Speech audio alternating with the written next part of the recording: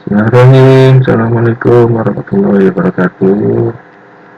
Pertama, balik kepada dan puji syukur kepada Allah Subhanahu wa taala atas segala taufik dan hidayahnya kita bisa mengikuti perkuliahan konsumen ini dalam keadaan sehat walafiat.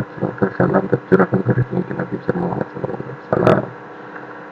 Semoga kita mendapatkan syafaat dari pertemuan nanti dan bersama-sama beliau masuk ke surganya Allah Subhanahu wa taala. Amin. Semoga kalian dalam keadaan sehat walafiat. Sebelumnya saya mohon maaf untuk minggu kali ini saya tidak hadir untuk perkuliahan offline ya, karena ada sesuatu dan hal yang tidak dapat ditinggalkan, dan tanpa mengurangi esensi pertemuan kali ini saya akan memberikan materi sehingga kalian tidak terhambat dalam proses baca pembelajaran. Oke, untuk pertemuan yang minggu lalu kita membahas sedikit tentang motivasi konsumen, ya, dimana motivasi konsumen ini digunakan untuk para produsen untuk menyusun sebuah strategi pemasaran, dimana kita ketahui bahwa motivasi konsumen itu adalah akar di mana atau ujung dari sebuah keputusan pembelian dari konsumen itu sendiri. Jadi motivasi apa yang mendorong, ya, motivasi dalam diri konsumen yang mendorong dalam pemenuhan kebutuhannya sehingga memutuskan untuk membeli barang yang kita produksi. Nah, dari situ kemarin kita belajar juga prosesnya, di mana motivasi konsumen itu bisa timbul dari benak diri konsumen. Nah, dari motivasi konsumen di materi hari ini kita akan membahas bagaimana kepribadian dan gaya hidup konsumen. Dari sini kita ketahui kepribadian konsumen itu seperti apa, nanti strategi pemasarannya seperti apa, agar semua konsumen bisa kita layani dengan baik dan bisa kita penuhi kebutuhannya lewat barang-barang yang kita produksi, sehingga barang yang kita produksi ini laku pada semua kepribadian dan gaya hidup konsumen yang ada. Nah, seperti biasa, ini pendahuluannya, itu ini saya ilustrasikan adalah sebuah pertandingan sepak bola atau sebuah pertandingan basket, ya. Maka Anda berpikir di sini bisa kita lihat ada yang ketawa, ada yang senyum, ada yang biasa aja, ada yang mengajukan tangan, ada yang bersorak-sorai. Nah, dan dari ilustrasi ini apakah kalian yakin di antara orang-orang ini itu semuanya adalah memiliki kepribadian yang sama? Tidak kan, mungkin ada yang ibu-ibu cerewet, ada yang bapak yang introvert, ya, ada yang bapak-bapak yang lagi sedih dan sebagainya, tapi karena timnya lagi on the way menang, makanya saat seluruh penonton ini mereka bersorak-sorai. Apakah yakin? Tidak kan, tidak seperti itu. Makanya di dalam materi ini kita akan membahas bagaimana sih kepribadian dari konsumen itu yang perlu kita tangani dan perlu kita serap. Bagaimana sih kalau kita mengatasi pribadi konsumen itu yang berbeda-beda.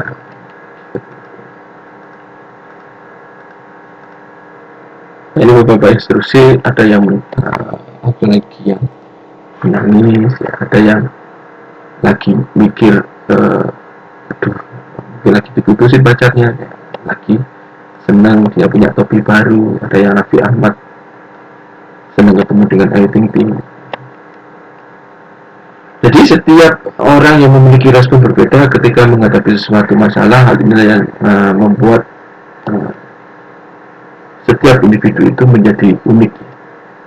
Jadi ada orang yang ketika menerima masalah yang berat dia bisa menangis, bahkan dia menerima masalah yang berat dia hanya terdiam diri di pojok ruangan.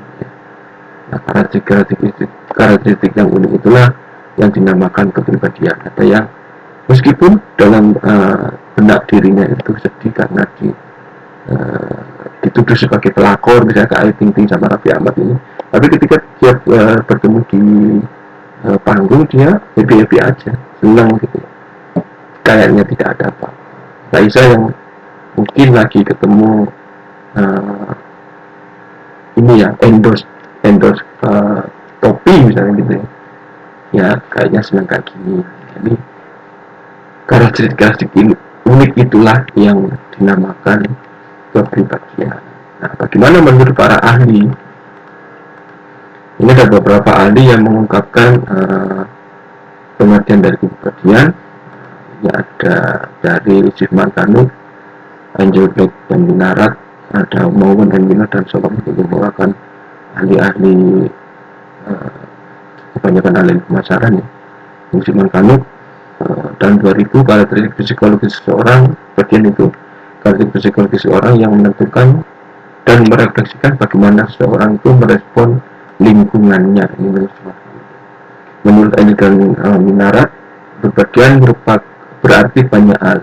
Dalam sisi konsumen, kepribadian merupakan respon konsisten terhadap rangsangan lingkungan. Menurut Mowen dan Minor 1998, kepribadian bukan pola perilaku termasuk pemikiran, emosi yang mencirikan tiap-tiap adaptasi individu pada berbagai situasi dalam kehidupannya. Pola perilaku termasuk pemikiran dan emosi. Solomon sudah bilang mendefinisikan kepribadian menunjuk kepada wajah psikologis yang unik dan bagaimana ia secara konsisten mempengaruhi respon seorang terhadap lingkungannya. Nah, bagaimana sifat-sifat kepribadian? Nah, ini ada 3 kalau nggak salah. Nah, ada 3 kepribadian mencerminkan perbedaan individu. Kepribadian cenderung bersifat konsisten dan bertahan lama, sifatnya ya mencerminkan individunya seperti apa. Terus kepribadian ini bersifat konsisten dan bertahan lama, dan ada kepribadian yang dapat berubah. Ini kepribadian yang dapat berubah, ada yang bersifat permanen, cenderung bersifat konsisten dan bertahan lama, dan mencerminkan perbedaan individu. Maksudnya seperti apa Pak? Nah, kalau mencerminkan sebuah individu itu menunjukkan pada karakteristik dalam diri manusia.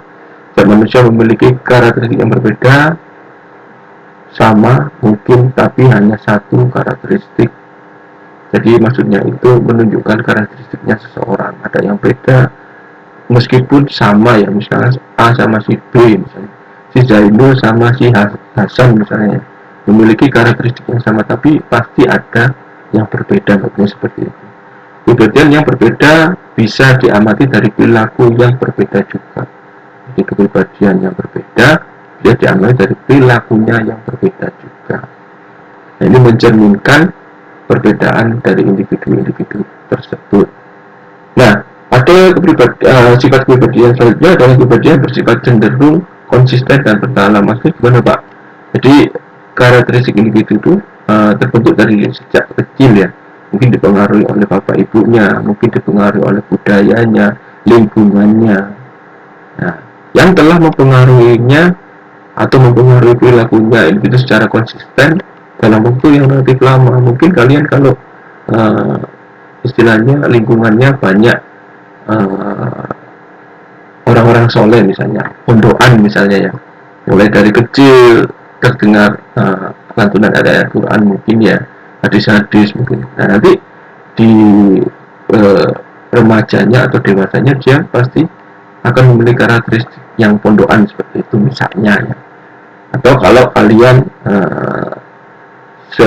bapak ibu kalian bekerja sebagai pedagang gitu ya, setiap hari bertemu konsumen, setiap hari ada konsumen yang tawar menawar ya, ada yang datang pulaan dan sebagainya.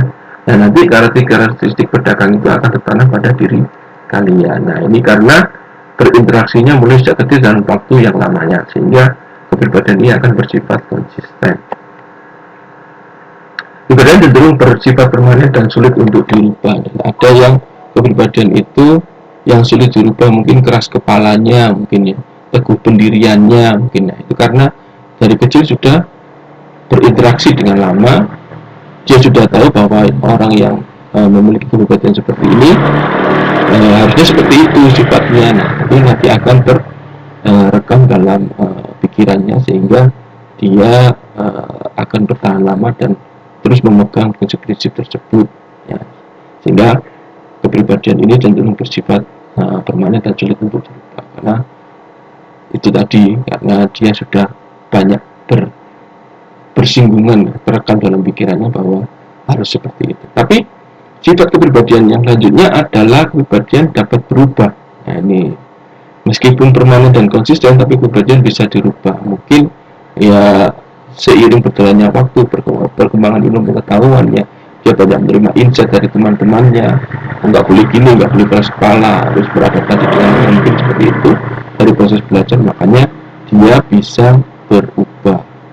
Atau situasi dan keadaan sosial bisa merubahnya. Mungkin dia dari orang Madura misalnya ya, misalnya ini ya, terus kumpul dengan orang ini Jawa Tengah yang halus misalnya ya, nah nanti bisa berubah itu situasinya. Jadi dia berpindah dari situasi yang atau keadaan sosial, misalnya dia berubah dari lingkungan Madura ke lingkungan yang Jawa halus banget, jadi nanti bisa terpengaruh karena seiring berjalannya waktu tadi. Jadi ada kepribadian yang meskipun konsisten, dia tuh ada yang berubah, jadi ada yang terpengaruh atau terkontaminasi sedikit dengan lingkungan dan keadaan sosial yang mereka tepati, misalnya seperti itu. Nah, ini sifat dasarnya, ada yang mencerminkan kepribadian yang cenderung bersifat konsisten dan bertahan lama, dan ada yang kepribadian dapat berubah. Jadi tidak semua kepribadian itu saklek, tapi ada yang bisa terkontaminasi meskipun itu dalam persentase yang tidak signifikan misalnya. Ini sifat dasar dari kepribadian. Dan faktor-faktor yang mempengaruhi kepribadian adalah ini tadi, ada keturunan, lingkungan, dan situasi. Ya, keturunannya dari keturunan mana?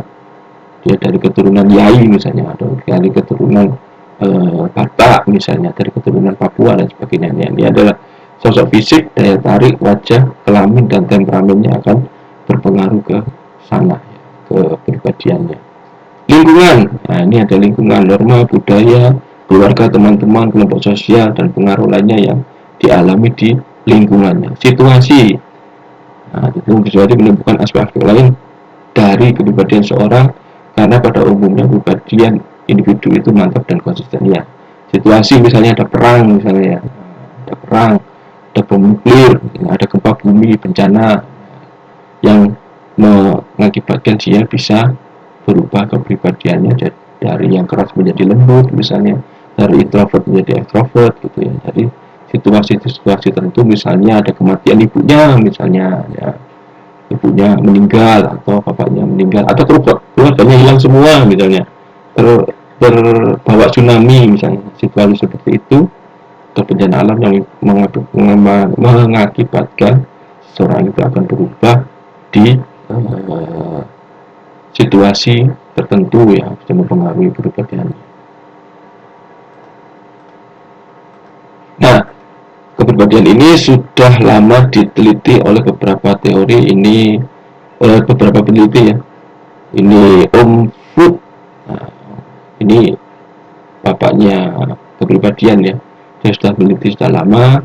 Teori ini dibangun dari pemikiran kebutuhan dan dorongan yang tidak disadari, terutama dorongan seksual dan biologis lainnya. Ini menurut Om Food ini, dia sudah meneliti bahwa kepribadian dibagi menjadi 3, yaitu ID, ego, dan super ego. Ini pengertiannya. Jadi ID itu adalah aspek biologis yang telah ada sejak lahir, yang mendorong munculnya kebutuhan fisiologis. Aspek biologis yang mendorong fisiologis itu ID.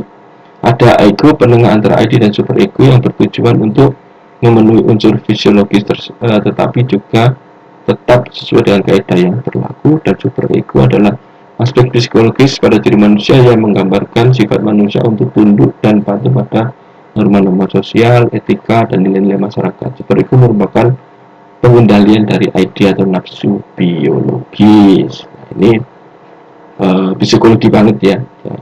Jadi teori kepribadiannya itu ada ID, ego, dan super ego. Ini menurut Om Freud.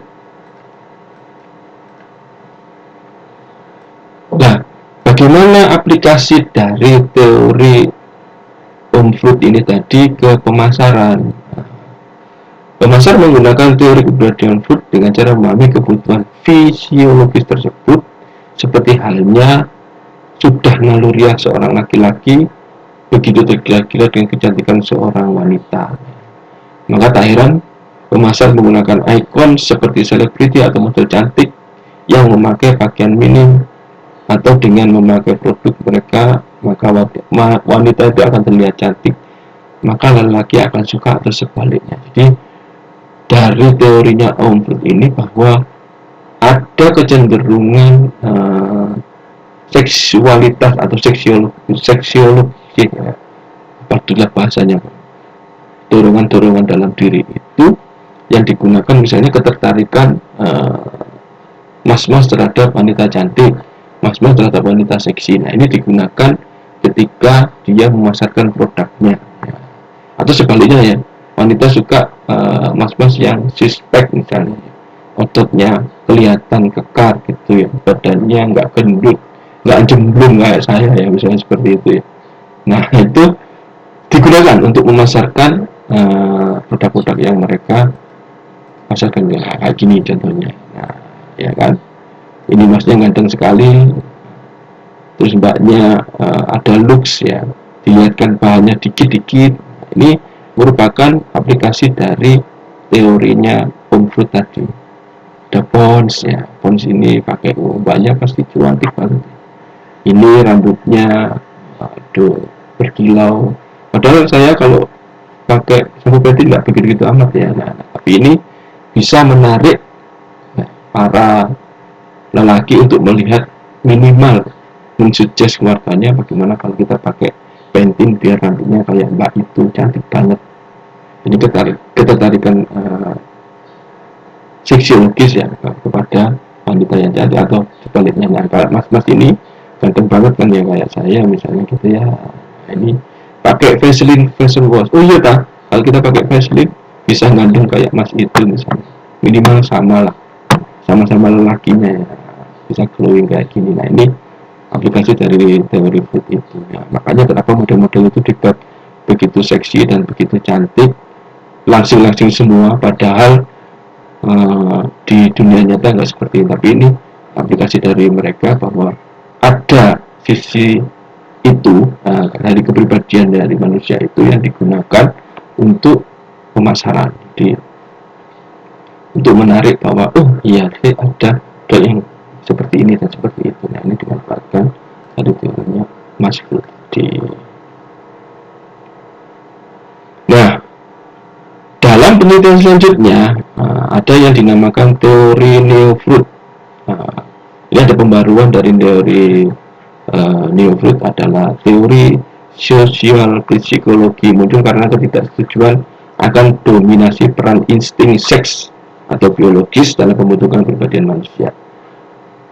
Jadi ada penelitian terbaru muncul dari pembaruannya Om Freud itu tadi, yang namanya, bukannya nggak setuju, tidak semua orang itu hanya tersugesti pada seksiologinya tadi, tapi ada yang namanya lingkungan sosial dan motivasinya, motivasi berperilakunya.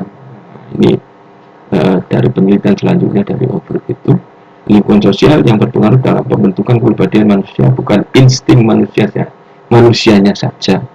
Jadi motivasi berperilaku diarahkan untuk memenuhi kebutuhan manusianya itu sendiri.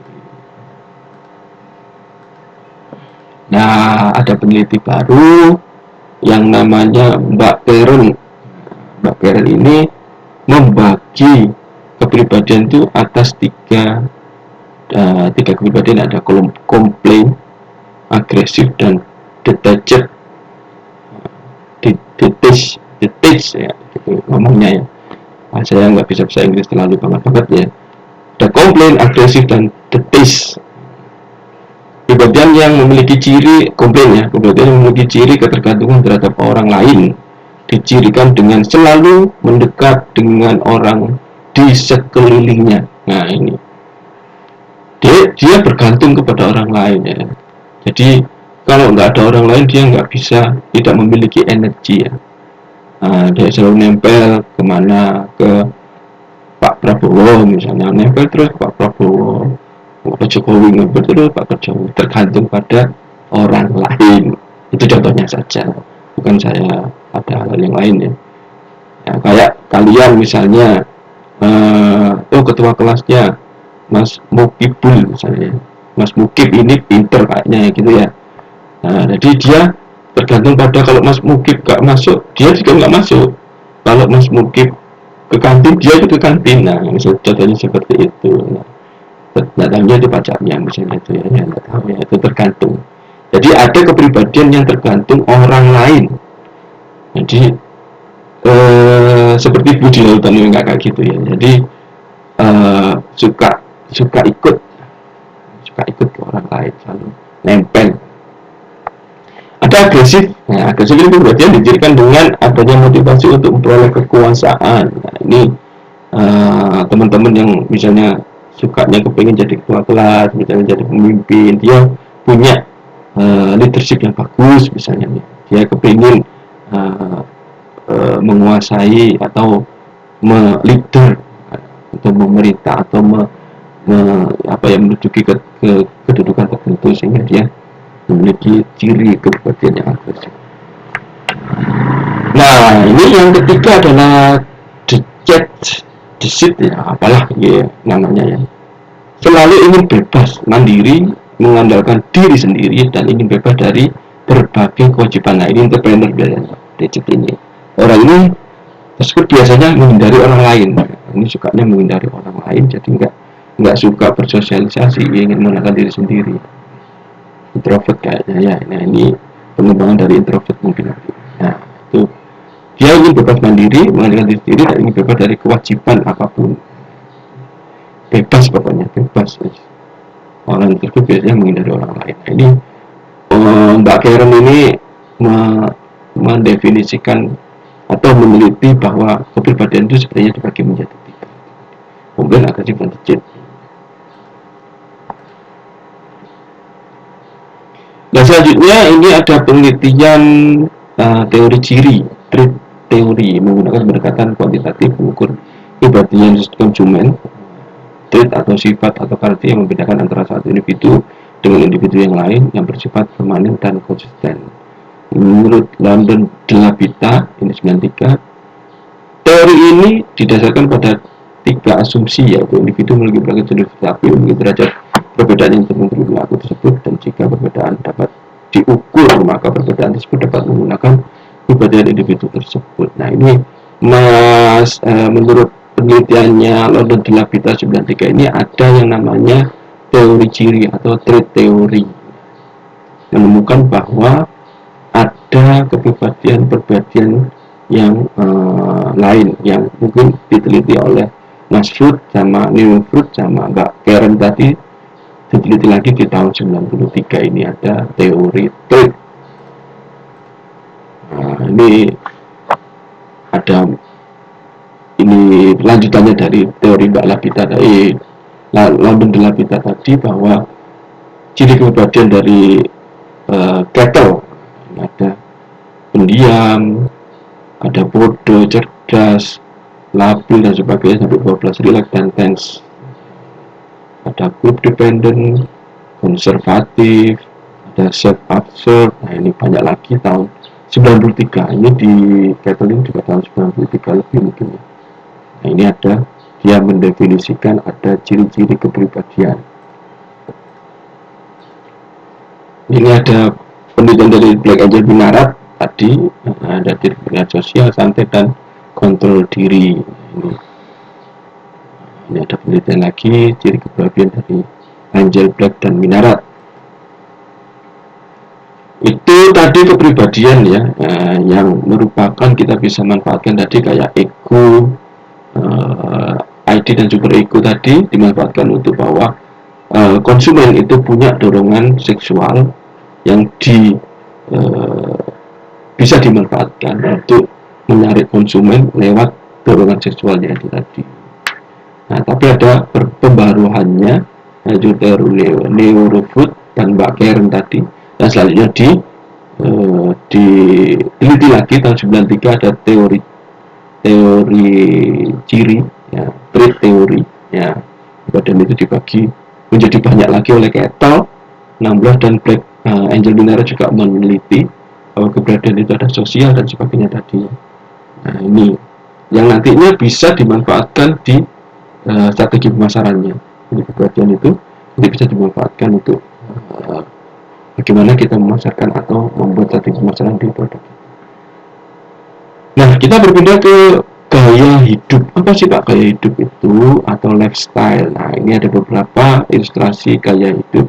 Kalian yang termasuk mana? Nah, ini ada juga jalan-jalan ke mall, ya, orang-orang yang stylish, up to date, pakai pink biru, ya. Ada yang juga belanja-belanji, ya, banyak kartu kredit dan kantong belanjaan. Atau kalian yang healthy life, ya, ini menikah, ke dokter, sikat gigi, makan buah, diet, ya. Nah, ini makan obat-obatan dan sebagainya, giginya putih dan sebagainya, berarti tidak merokok dan minum kopi. Nah, ini healthy life namanya. Nah, ini ada keluarga gadget, bapaknya pakai kayak laptop, ibunya pakai pad, ya, anaknya pakai HP, anaknya yang perempuan, dan ini anaknya yang laki-laki juga pakai apa ini, PSP atau ini, ya, semuanya keluarga gadget. Ini contoh-contoh dari lifestyle atau gaya hidup. Definisinya gimana Pak? Nah, ini definisinya dari beberapa sumber. Angel Black Minarat 95. Gaya hidup adalah pola di mana orang hidup dan menggunakan uang dan waktunya. Pola di mana orang hidup menggunakan uang dan waktu. Kotler 2022 menyatakan bahwa gaya hidup adalah pola seorang di dunia yang diekspresikan dalam aktivitas, minat, dan opininya. Gaya hidup menggambarkan keseluruhan diri seseorang dalam berinteraksi dengan lingkungannya. Gaya hidup menggambarkan seluruh pola seseorang dalam beraksi dan berinteraksi, aksi dan berinteraksi di dunia. Menurut Susanto dalam Nugrahani 2003 menyatakan bahwa gaya hidup merupakan perpaduan antara kebutuhan ekspresi diri dan harapan kelompok terhadap seseorang dalam bertindak berdasarkan pada norma yang berlaku.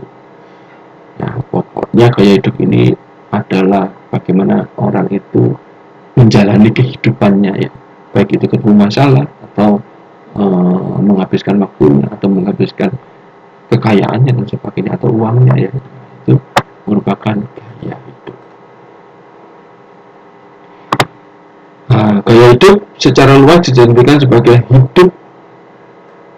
cara hidup yang diidentifikasi oleh bagaimana orang itu menghabiskan waktu mereka, apa yang mereka pikirkan tentang diri mereka sendiri dan juga di dunia sekitarnya. Perubahan gaya hidup membawa implikasi bahwa perubahan selera pria dan wanita itu berbeda.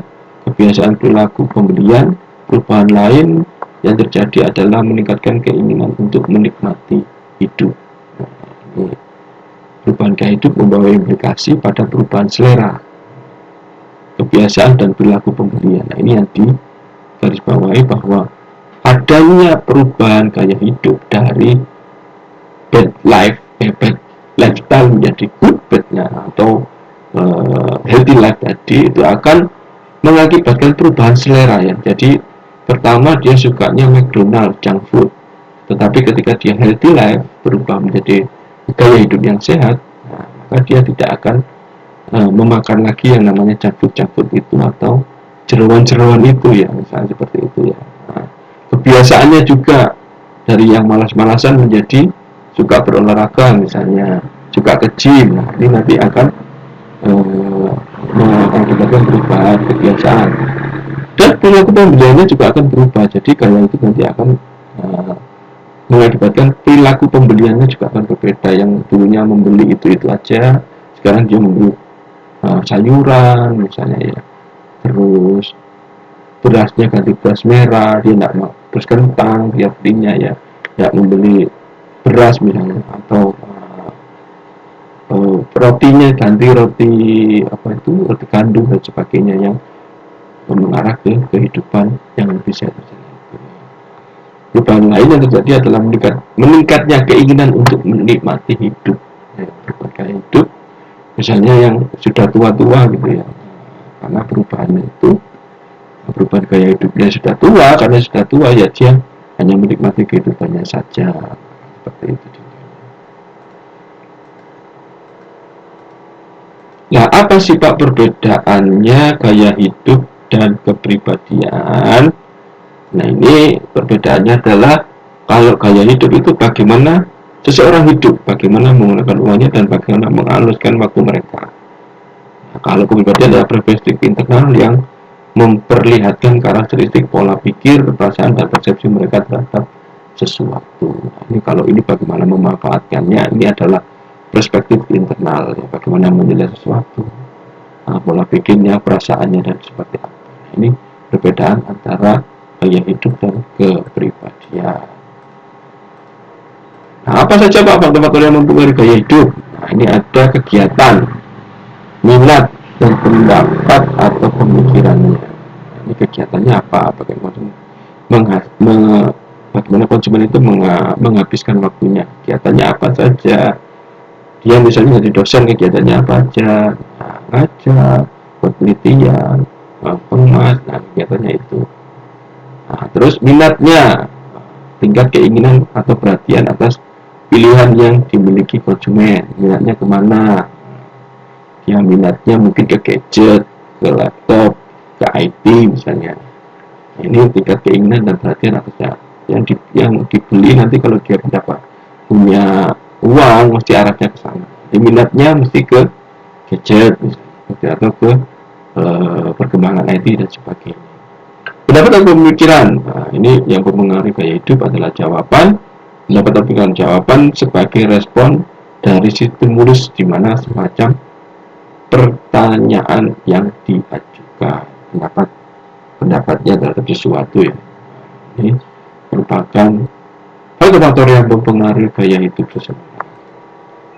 Nah, gaya hidup itu bisa diukur. Ini ada metodenya. Metode psikografik, instrumen yang mengukur gaya hidup yang memberikan pengukuran kuantitatif dan bisa dipakai untuk menilai data yang sangat besar. Dan psikografik menggambarkan segmentasi konsumen dalam hal minat, kegiatan, pendapatan, dan konsumen dan lain-lain sebagainya. Misalnya nanti skripsi ngambil gaya hidup, pengukuran gaya hidup, ini bisa dipakai. Ada metode HIO, ada metode FOLS. Ini metodenya yang digunakan. Kadang gaya hidup mengklasifikasikan konsumen berdasarkan variabel AIU, activity, interest, dan opinion. Metode FOLS diciptakan tahun 70, menerangkan dan memprediksi nilai gaya hidup serta konsumsi masyarakat Amerika Serikat yang dikembangkan dengan menggunakan gabungan beberapa teori yang kemudian disebut dengan riset FOLS. Ini jadi metode psikografik ini digunakan untuk mengukur gaya hidup. Misalnya kalian nanti mengambil skripsinya pengaruh gaya hidup terhadap konsumsi onde-onde di Mojokerto misalnya. Nah, ini gimana nanti perkembangannya, atau pengaruh gaya hidup terhadap pembelian gadget di Universitas Medan pembelian sepeda motor Mio, pembelian sepeda motor Honda, gaya hidup ya terhadap konsumsi apa. Nah, ini bisa digunakan metode-metodenya di penelitian Anda nanti. Ini metode pengukurannya menurut Solomon ada yang di activity, interest, dan opinion. Ini ada sikap, nilai, aktivitas, minat, dan opininya. Sikapnya gimana? Nah, ini ada sikap, pola tingkah laku, nilainya. Nilai merupakan pandangan soal nilai yang dimiliki orang lain. Aktivitasnya adalah sesuatu kegiatan yang rutin secara kontinus dilakukan. Minat adalah ini tadi minat, kecenderungan seorang ya pada melihat suatu hal ya.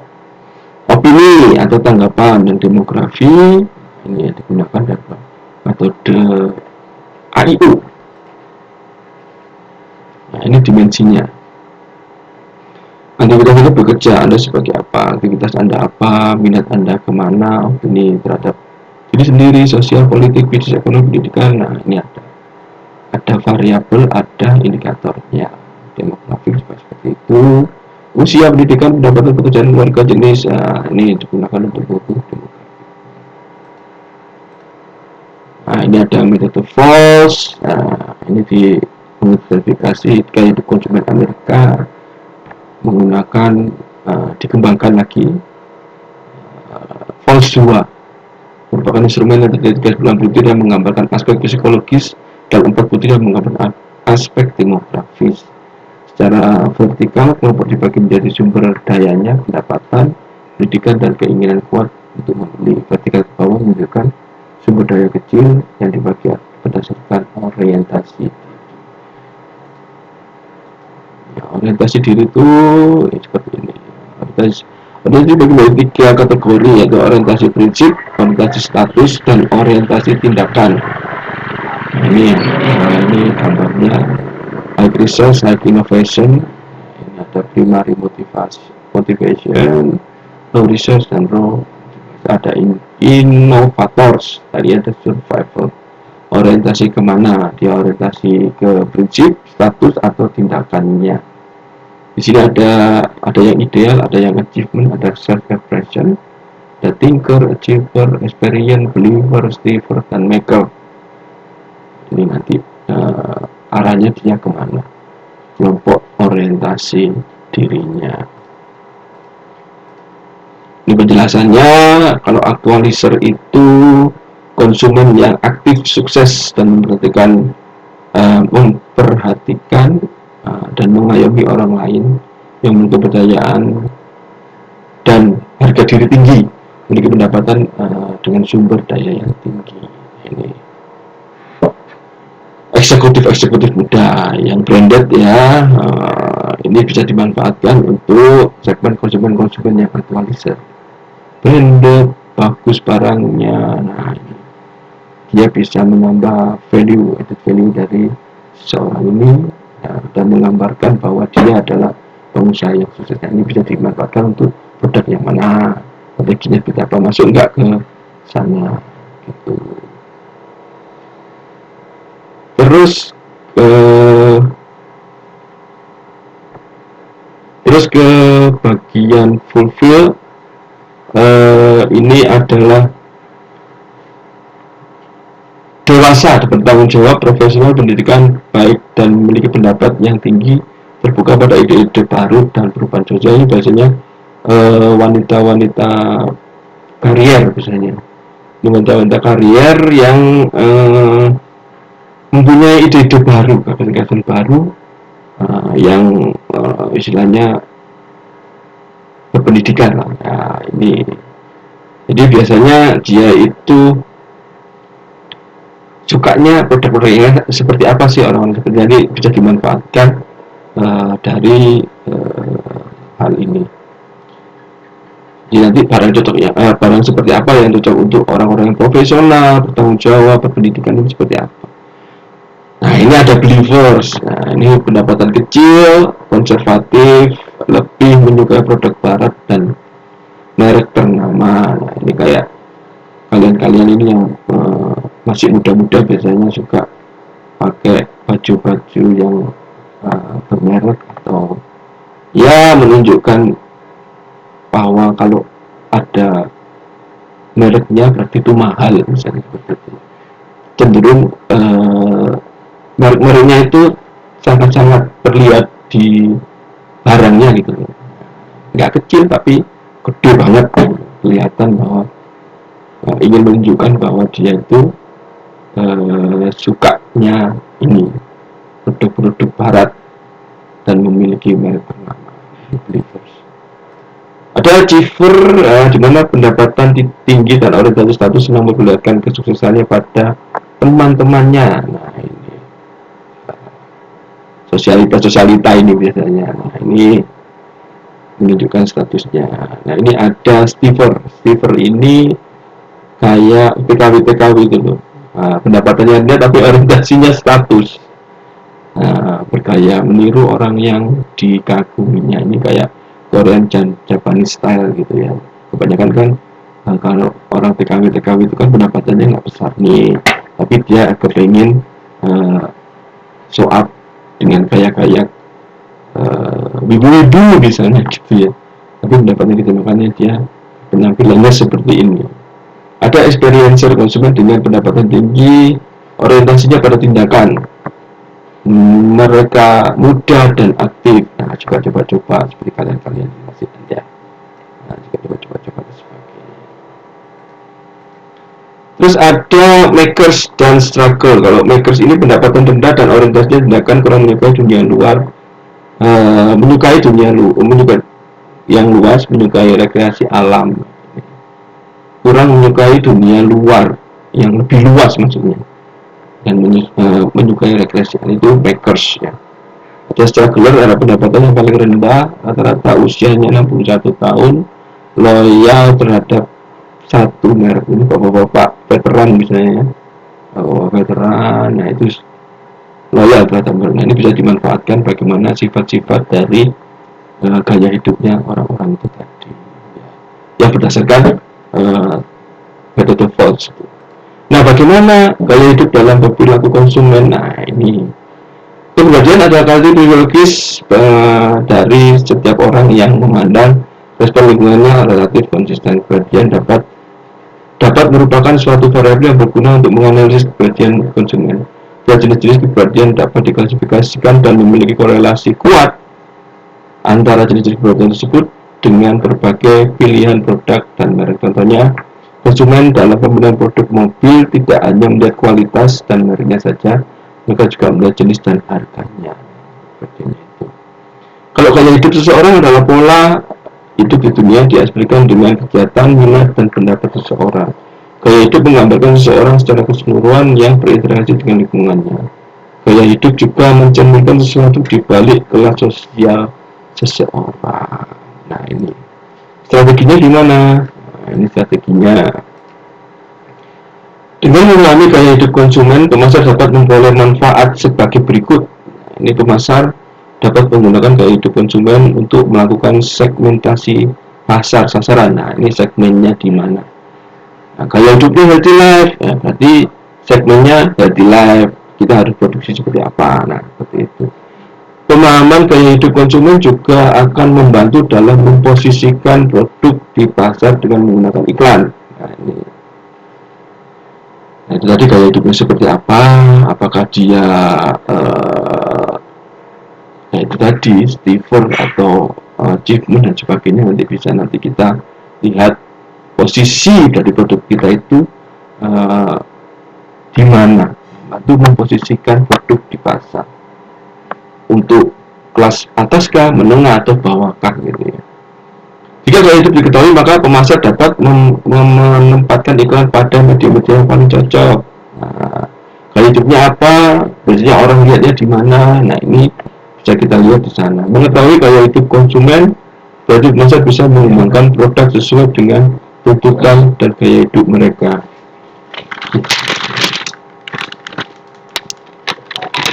Jadi seperti itu ya. Jadi ketika kita mengetahui gaya hidupnya seseorang itu, berarti kita nanti bisa mengambil manfaat dari pemasar, manfaat minimal 4 ini tadi. Nah, 4 ini tadi kita bisa manfaatkan sebagai strategi untuk pemasaran yang kita susun nanti untuk produk-produk yang kita.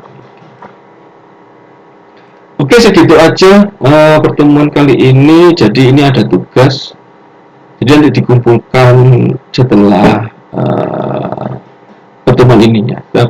Kalian masuk terus melihat video ini, terus habis itu kita mengerjakan ini, nanti dikumpulkan di meja saya. Monggo di koordinir atau langsung ke meja saya. Itu aja pertemuan kali ini, kurang lebihnya mohon maaf. Kalau ada yang bingung, monggo dibuka lagi referensinya. Kalau ada yang kurang jelas bisa ditanyakan ke saya. Oke, saya tutup pertemuan kali ini. Assalamualaikum warahmatullahi wabarakatuh.